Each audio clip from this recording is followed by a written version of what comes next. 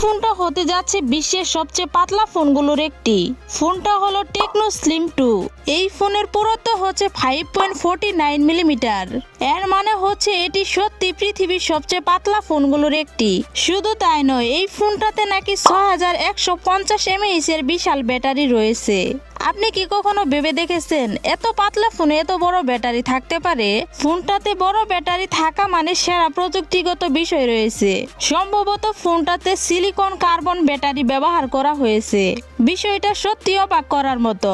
আর ফোনটার পেছনে রয়েছে একটি ডট ম্যাট্রিক্স মিনি ডিসপ্লে, যেখানে নোটিফিকেশন, ইমোজি, কল বা মেসেজ অ্যালার্ট আর লাইট অ্যানিমেশন দেখা যায়।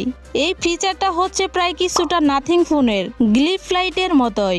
এর সাথে রয়েছে 144 হার্জের AMOLED display, 50 megapixel main camera sensor এবং শক্তিশালী ডাইমেনসিটি 7100 প্রসেসর। এত পাতলা ডিজাইন, বড় ব্যাটারি আর ইউনিক ডিসপ্লে, এ কারণেই টেকনো স্লিম 2 এখন টেক দুনিয়ায় আলোচনায়। আপনার কাছে ফোনটা কেমন লাগলো কমেন্টে জানাতে ভুলবেন না কিন্তু।